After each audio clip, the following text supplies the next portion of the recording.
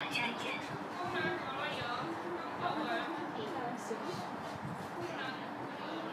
始接单，请检查车辆，佩戴头盔，配速途中注意行驶安全。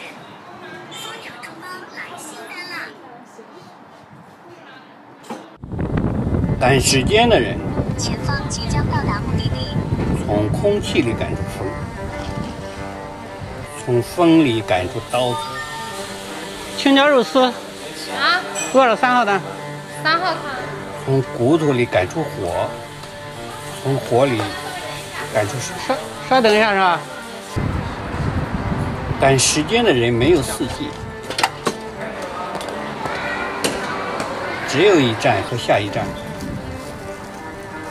世界是一个地名，王庄村也是。每天我都能遇到一个个飞奔的外卖员，用双脚锤击大地。你好，外卖。完成一单。在这个人间不断的淬火。下一站还有1.2公里。如果让你介绍你自己的话，你会想要怎么介绍自己？1961年生，外卖骑手，爱好写作。那你在这个过程当中遇到过一些不太好的事情吗？比如说送外卖的时候遇到一些恶意。那太多了。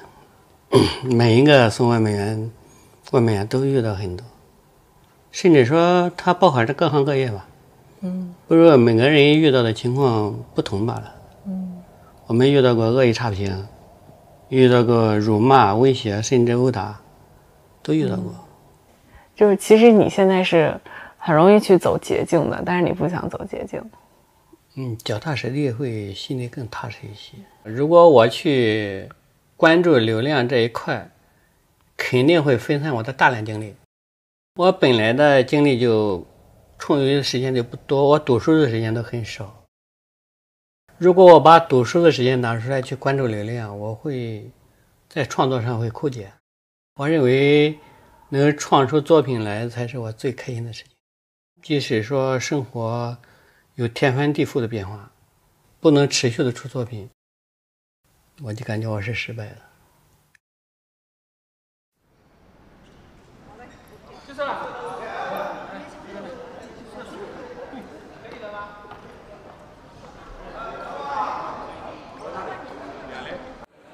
哟，我们老朋友了。对，网站上老朋友。对啊，我找了半天了，我刚才看你那个牌子的时候，你还没过来。来，帮我们拍一个。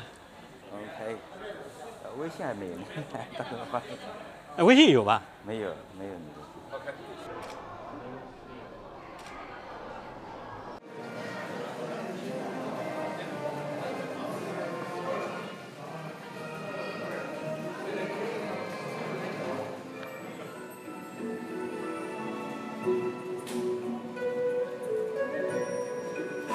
好，我们一起合影留念。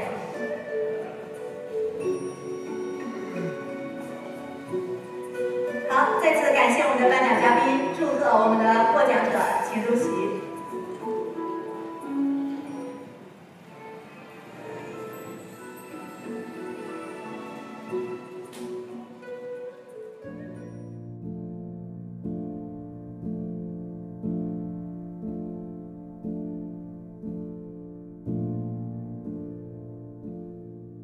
你有想过就是把自己发展得更学术派，或者是有其他的变化吗？那倒不会去刻意的去怎么样去学术之类的。学术派我感觉从我目前的认知来说啊，学术派有它的长处也有它的短板。学术派很难走进普通老百姓的生活。我认为这是写作诗歌小众化的一个很重要的原因之一。它不像以前的唐诗，像那些的床前月明月光啊这些的朗朗上口的东西，它能走进百姓的生活，人人都可以去背诵一段。但这现在诗歌和永远达不到古体诗那种氛围的是一个先天性的条件。再者说，现在的诗歌越写学术派的越写越高大上的那种感觉，老百姓读不懂。那你尝试去理解和改变过吗？尝试过，也尝试过，也尝试写过，但是总是有点水土不服的感觉。你的文化水平没达到人家这种层次，你的思想境界也没有人这个高度，所以说你写出来的作品总感觉到融不进去，这种写法，反正慢慢的改变了。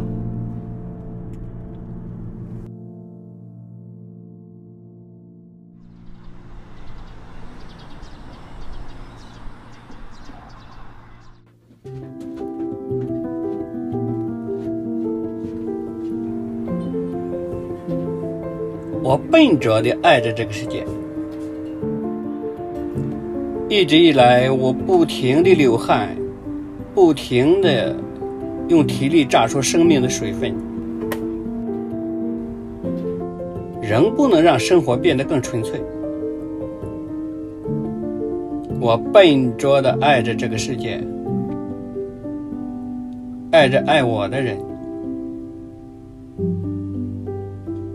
快30年了，我还没有做好准备，如何在爱人面前热泪盈眶？只能像钟摆一样，让爱在爱里，就像时间在时间里，自然而然，滴滴答答。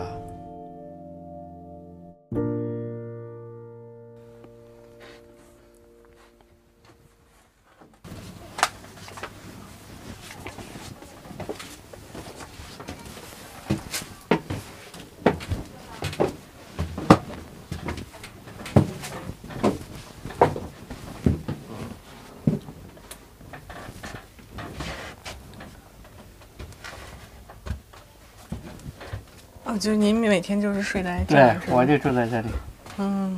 这个担心的这个，这里现在都是放货了。之前这是我家老大住的地方。这是我儿子住的房子，住在这里。那一间是我小女儿。您和夫人2个人就住在从那个洞爬到里面，在这里面，在这个墙里面。在这儿住了多少年？3年。我们是可以说是一步一步在变好。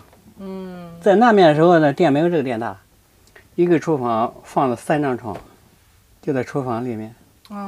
那就也没有隔断。没，那时候孩子小，不到4平方住3口人，3个小孩在里面住。我们是没地方住，那时候我和我老婆那就是每天关门之后，在地上打地铺。那住了有6、7年至少。在那之前就是在河边自己建的。对，再往前就是住在河边，住在水面上。孩子有提出过什么吗？就是对生活质量的要求。他们因为从小就是和我们在一起，都是在这种环境过来的。他是从小思想中就没有其他的观念。一路就走过来，反正每一次搬家他们都很兴奋。因为每一次都快1年，刚搬进来他们非常开心。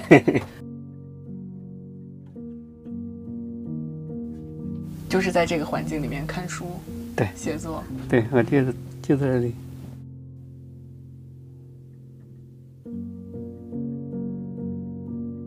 到昆山之后，想开一个旧书店，方便自己看书啊。但后来不出2个月，也让那个稽查队用麻袋给装走了。我觉得这个还挺讽刺的。对，那时候主要也是不懂。满大街都是摆旧书摊的，就想这个又容易又方便，但是你流动的旧书摊倒是没有多大问题。你要开成固定的摊位、固定的店，你必须要手续齐全。手续齐全，况且还有各种进货渠道，他们都有要求的。你进货之后要保留底根，所有的证件我是什么都没有，也无怨他们会被他们没收。你都在现场当时？我们都在现场，我和我老婆都在现场。那好失落啊。然后收完之后，我们坐在那个木板上，真的是两人在笑，也不能说是苦笑，但是就是在笑。一半呢是因为感觉到很荒唐，另外一半也是为了相互安慰。我们好像没有为了金钱之类的之间，痛哭流涕啊什么的，从来没有。然后我就想怎么办啊？正好那时候房租又到期了，摊位的钱也没有了，房租的钱也没有了，所有的钱都没有了。因为头天刚刚进的货，进货就是要把身上所有钱都要花出去，哪怕一本书，这本书身上还有10块钱，发现这本书8块钱可以买到，我肯定会把它买下来。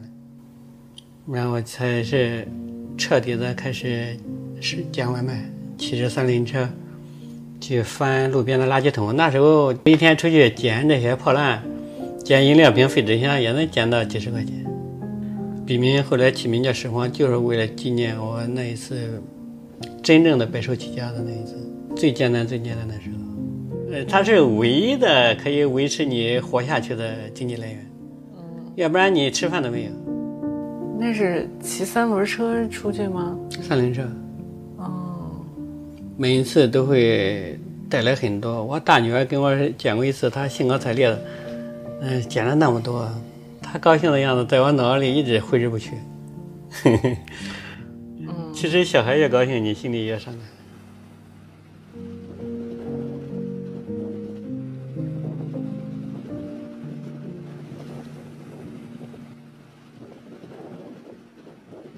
昆山一直给我的印象非常好，比如说我们住到河面上的时候，那时候才到昆山不久，每到刮风的时候，那个棚子是呼呼啦啦的响，因为这个水啊就会从那个我木板钉的嘛，它木板有缝，水就会从木板上窜上来。有的时候那特别是刮大风的时候，我们都不敢睡觉，因为还带着孩子，都坐在那里等着天亮。但是你会发现它手电在居民楼，它的居民都是小楼，2层的，最多是3层的。那些本地的老太太，她会用手电去照，去看看这家人有没有被风吹掉。他们照的这种光，是我最黑暗之中的那段日子里最亮的光，它一直温暖我，照亮我。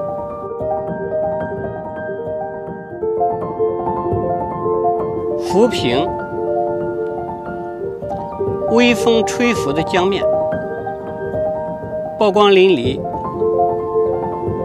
一株一株水草随着微波向下游，渐渐飘远。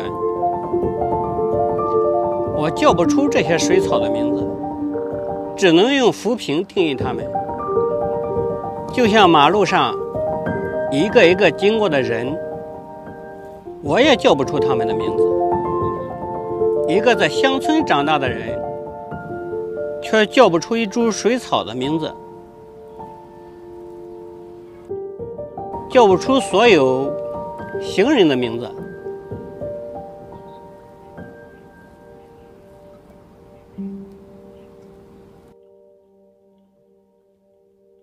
你放弃写作最长的时间有多少？最长就是跟我父亲闹矛盾之后放弃的那一次，差不多有几个月的时间。那是发生什么不愉快的事情？我读一篇作品，他写到一个人在不同的经历，他扮演不同的角色，然后刚好写到这个一个青年在服丧期间的那种心情的时候，我不知道怎么去准确表达它。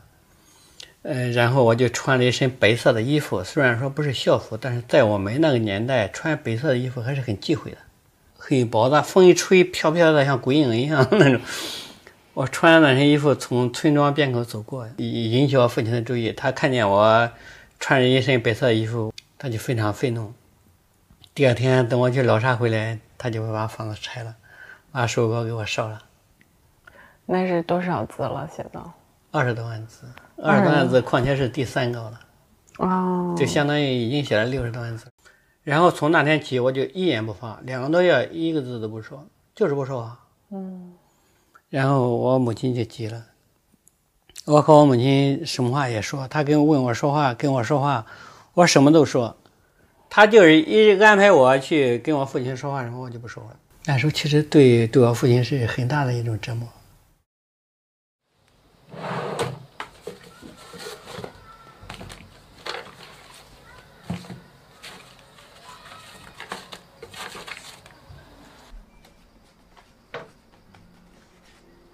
是我老父亲临终的照片。这是他的身份证。身份证当时被回收要不回来，或者没有复印了一张。很多事情等你缓过劲来的时候，他突然就不给你机会了。就是当初后悔跟他发生那次冲突，也是我一生唯一的跟他一次冲突。就是写小说那次。对，唯一的一次就跟他那次发生冲突。因为当时年轻的时候我答应过他，他是一直认为如果我要继续写作，肯定会精神失常的那种。到后来18年，我加入那个徐州作家协会，他知道这件事情，他会突然说了一句，他说我耽误你这么多年。你知道这句话他一说出来之后，在我心里产生的那种波动，我当时就想冲出去到一个没人的地方，就想喊的那种感觉。那时候我才知道这一件事情给他心里其实也造成很大的阴影，比我心里的阴影还大得多得多的阴影。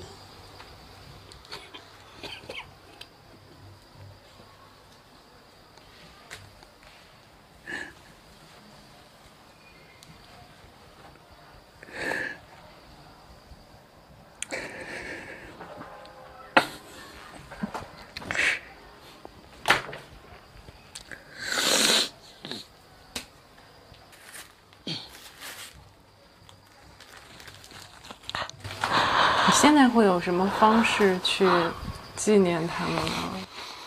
有，我会一个人读诗给他听。我经常会一个人在夜里，最后收工回来的时候，我会在一个没人的地方，越没人的地方越好，我会大声的把诗读给他们听。没有一座无缘无故的山，任何一道悬崖，一座山坡，都会有举起和放下孩子的父亲。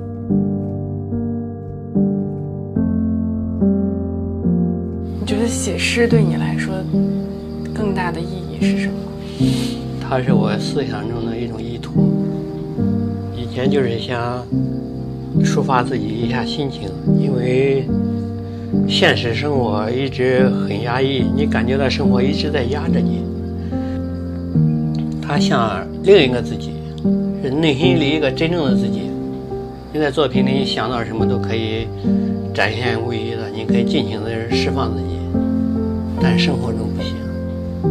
如果我的生命有一片空白的话，写作就是我空白上的这场雪。